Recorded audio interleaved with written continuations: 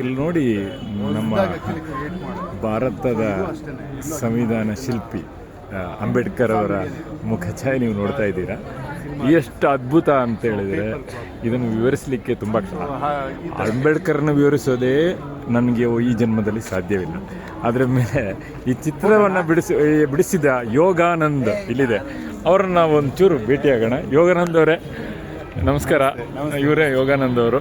ಒಂದು ನಿಮಿಷ, ಯೋಗಾನಂದ್ ಅವರೇ ನಮ್ಮ ಮುಂದೆ ಇದ್ದಾರೆ. ಯೋಗಾನಂದ್ ಅವರು ನಮಸ್ಕಾರ. ಯೋಗಾನಂದ್ ಅವರೇ, ಈ ಒಂದು ಅದ್ಭುತ ವ್ಯಕ್ತಿಯನ್ನು ಇನ್ನೂ ಅದ್ಭುತವಾಗಿ ಯಾರಿಗೂ ವಿವರಿಸಲಿಕ್ಕೆ ಸಾಧ್ಯ ಇಲ್ಲ, ಆದರೂ ನಿಮ್ಮಿಂದ ಆಗುವಷ್ಟು ಅದ್ಭುತ ರೀತಿಯಲ್ಲಿ ಮಾಡಿದ್ದೀರಾ. ಇದರಲ್ಲಿ ಉಪಯೋಗಿಸಿದಂಥ ವಸ್ತುಗಳು ಏನು ಅಂತ ನಮಗೆ ವಿವರಿಸ್ಬೋದಾ? ಸರ್, ಇದು ಬಂದ್ಬಿಟ್ಟಿದ್ದಾನೆ glass pieces, acrylic glass pieces. Okay, glass pieces ಮತ್ತೆ old cinema reels. Old cinema reels. Okay, ನೋಡಬಹುದು ನೀವು. ಇದು ಸಿನಿಮಾ ರೀಲ್ಸ್ಗಳು. ಸರಿ ಸರಿ, ರೀಲ್ಸ್ಗಳನ್ನೆಲ್ಲ ಸೇರ್ಕೊಂಡು ಮಾಡಿದ್ದೀರಾ. ಯಾಕಂದ್ರೆ ನಾನು ಆಕ್ಚುಲಿ 80s ಅಲ್ಲಿ ಏಟೀಸ್ ಬಾಯ್ಸ್ ನಾವೆಲ್ಲ. Okay okay. ಸೊ 80s ಅಲ್ಲಿ ಡಾಕ್ಟರ್ ಬಿ ಆರ್ ಅಂಬೇಡ್ಕರ್ನ ಆಕ್ಚುಲಿ ನೋಡಿರೋದು. ಸೊ ಇಂಥ ರೀಲ್ಸ್ ಅಲ್ಲಿ ಸಿನಿಮಾಗಳಲ್ಲಿ ಸಿನಿಮಾ ರೀಲ್ಸ್ ಅಲ್ಲಿ ಆಕ್ಚುಲಿ ನೋಡ್ತಾ ಇದ್ವಿ. ಚಂದನದಲ್ಲಿ, ಆಮೇಲೆ ಟಿವಿ DD9 ಅಲ್ಲಿ ಆಕ್ಚುಲಿ ನೋಡ್ತಾ ಇದ್ವಿ. Okay okay. ಈಗಿನ ಮಕ್ಕಳಿಗೆ ಈ ಸಿನಿಮಾ ರೀಲ್ಸ್ ಅಂದ್ರೆ ಏನು ಅಂತ ಗೊತ್ತಿಲ್ಲ. ಇನ್ಸ್ಟಾಗ್ರಾಮ್ ರೀಲ್ಸ್ ಅಂತ ಗೊತ್ತು. ಇದು ಜೀವಂತ ರೀಲು ಈಗಿರುವಂತದ್ದು ನಿರ್ಜೀವ ವ್ಯಕ್ತಿಗಳಿಗೆ ಜೀವನ ಕೊಟ್ಟಿದೆ ಇದೆಲ್ಲ. ಹೌದೌದು, ಖಂಡಿತ. ಹಾಗಾಗಿ ಈಗಿನ ಜನರೇಷನ್ ಇದನ್ನೆಲ್ಲ ಮರ್ತಿದ್ದಾರೆ ಒಂದು. ಸೊ ಹಾಗಾಗಿ ನಾನು ಪ್ರತಿ ವರ್ಷ ಹೊಸತನ ಹುಡುಕ್ತಾ ಇರ್ತೀನಿ ಆರ್ಟ್ ವರ್ಕ್ ಅಲ್ಲಿ. ಈ ಸಲ ಈ ಮೀಡಿಯಾದಲ್ಲಿ ಆಕ್ಚುಲಿ ವರ್ಕ್ ಮಾಡಿದ್ದೀನಿ. ಸರಿ. ಓಕೆ, ಇದು ನಿಮಗೆ ಪ್ರೇರಣೆ ಏನು? ಅಂಬೇಡ್ಕರ್ ಬೇಕು ಅಂತ ಒಂದು ಪ್ರೇರಣೆ? ಈ ಸಲ ಬಹುರೂಪಿನಲ್ಲಿ ಬಾಬಾ ಸಾಹೇಬ್ ಅಂಬೇಡ್ಕರ್ ಅವ್ರದ್ದು ಸಬ್ಜೆಕ್ಟ್ ಆಗಿರೋದ್ರಿಂದ ಸೊ ಬಾಬಾ ಸಾಹೇಬ್ನ ಅಂಬೇಡ್ಕರ್ನ ಬೇರೆ ರೀತಿ ತೋರಿಸ್ಬೇಕು ಅಂತ ಹೇಳಿ. ಯಾಕಂದ್ರೆ ಇದೆಲ್ಲ ಒಡೆದ ಕನ್ನಡಿಗಳ ಆಕ್ಚುಲಿ ಏನಿದೆ, ಇದು ಸಮಾಜ ಆಕ್ಚುಲಿ. ಒಡೆದ ಸಮಾಜ. ಓಕೆ, ಈ ಸಮಾಜದ ಎದುರುಗಡೆ ಆಕ್ಚುಲಿ ನಾವು ನಿಂತ್ಕೊಂಡು ನೋಡಿದ್ರೆ ಬಾಬಾ ಸಾಹೇಬ್ ನೀಟಾಗಿ ಕಾಣ್ತಾ ಇರ್ತಾರೆ. ನಾವು ಅದ್ಭುತವಾದ ಚಿಂತನೆ. ಈ ಚಿಂತನೆಗೆ ಎಷ್ಟು ದಿನ ತಗೊಂಡ್ರಿ ನೀವು ಈ ಚಿಂತನೆಯನ್ನ?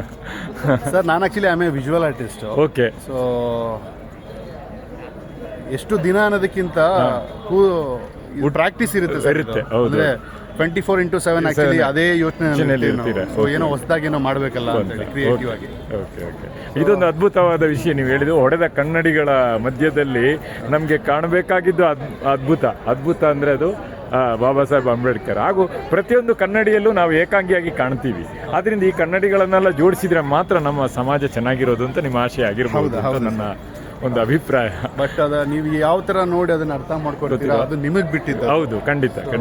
ಯಾಕಂದ್ರೆ ಒಬ್ಬೊಬ್ರದ್ದು ಡೈಮೆನ್ಷನ್ಸ್ ಬೇರೆ ಯೋಚನೆಗಳು ಬೇರೆ ತರ ಇರುತ್ತೆ. ಹೌದು, ಖಂಡಿತ. ಹಾಗಾಗಿ ಓಕೆ, ನಿಮ್ಮನ್ನ ಯಾರಾದ್ರೂ ಭೇಟಿ ಆಗ್ಬೇಕಿದ್ರೆ ಮೈಸೂರಿಗೆ ಬರಬೇಕಾ? ಸರ್, ನಂದು ಭೇಟಿ ಆಗ್ಬೇಕು ಅಂತ ಹೇಳಿದ್ರೆ ನಂದು ಪೇಜ್ ಇದೆ. ಓಕೆ, ಯೋಗ ಆರ್ಟ್ 9 ಅಂತ ಹೇಳಿ ಇನ್ಸ್ಟಾಗ್ರಾಮ್ ಅಲ್ಲಿ ಇದೆ. ಆಮೇಲೆ ಯೋಗಾನಂದ್ ಎಲ್ ಅಂತ ಹೇಳಿ ಸೊ ಇನ್ಸ್ಟಾಗ್ರಾಮ್ ಐಡಿ ಇದೆ. ಓಕೆ, ಪಕ್ಕದಲ್ಲಿ ನೋಡಿದೀನಿ ಯೋಗಾನಂದ್ ಎಲ್. ಕಾಂಟ್ಯಾಕ್ಟ್ ಮಾಡಿ ಇನ್ಬಾಕ್ಸ್ ಮೆಸೇಜ್ ಮಾಡಿದ್ರೆ ಆಕ್ಚುಲಿ ನಾನು ಗೈಡ್ ಮಾಡ್ತೀನಿ ಸರ್. ಬಟ್ ಬಹಳ ಚೆನ್ನಾಗಿ ಮಾಡಿದ್ದೀರಾ. ಇದರಲ್ಲಿ ಎಲ್ಲರ ಆಶಯಗಳು ಸೇರಿದ್ರೆ, ನಿಮ್ಮ ಆಶಯಗಳು ಸೇರಿದ್ರೆ ಕೂಡ ಅದು ಅಪೂರ್ಣ ಅಂತ ಹೇಳ್ಬೋದು. ಯಾಕಂದ್ರೆ ಅಂಬೇಡ್ಕರ್ ಅವರ ಚಿಂತನೆ ನಮಗೆ ಪೂರ್ಣಗೊಳಿಸಲಿಕ್ಕೆ ಆಗ್ತಾ ಇಲ್ಲ. ಇನ್ನು ನಾವು ದೂರ ಹೋಗ್ತಾ ಇದ್ದೀವೋ ಅಂಬೇಡ್ಕರ್ ಇಂದ ಅಂತ ನನ್ನ ಒಂದು ಭಾವನೆ. ಬಟ್ ನೀವು ಹತ್ತಿರ ಹೋಗೋಕ್ಕೆ ಹೇಳ್ತಾ ಇದ್ದೀರಾ. ನಿಮ್ಗೆ ಇನ್ನೂ ಒಳ್ಳೆಯದಾಗಲಿ. ಸಮಾಜಕ್ಕೆ ನಿಮ್ಮಿಂದ ಇನ್ನೂ ಒಳ್ಳೆ ಕೊಡುಗೆಗಳು ಬರಲಿ ಅಂತ ಆಶಿಸ್ತೀನಿ. ತುಂಬ ಧನ್ಯವಾದ. ಸೇರ್ಕೊಂಡಿದ್ದೆ ನೋಡಿ, ಎಷ್ಟೊಂದು ಜನ ಬಂದು ಇಲ್ಲಿ ಫೋಟೋ ತೆಗಿತಾರೆ ಅಂತ ಲೆಕ್ಕ ಇಲ್ಲ ಇವತ್ತು. ಸೊ ಇದರ ಮಧ್ಯದಲ್ಲಿ ನನಗೆ ಇಂಟರ್ವ್ಯೂ ಕೊಟ್ಟಿದ್ದಂತಹ ಯೋಗಾನಂದ್ ಅವರಿಗೆ ನಾನು ಹೃತ್ಪೂರ್ವಕ ಎಲ್ಲರ ಪರವಾಗಿ ಹೃತ್ಪೂರ್ವಕ ಧನ್ಯವಾದಗಳನ್ನು ಅರ್ಪಿಸ್ತಾ ಇದ್ದೀನಿ. ಇದನ್ನು ನೋಡ್ತಾ ಇರುವ ನನ್ನ ಎಲ್ಲ ಸಹೃದಯರಿಗೂ ಧನ್ಯವಾದಗಳು. ಸಮಾಜ ಚೆನ್ನಾಗಿರಲಿ ಅನ್ನೋ ಆಶಯದೊಂದಿಗೆ ನಾನು ವೈಂಡ್ ಅಪ್ ಮಾಡ್ತಾ ಇದ್ದೀನಿ. ಜೈ ಕರ್ನಾಟಕ, ಜೈ ಭೀಮ್.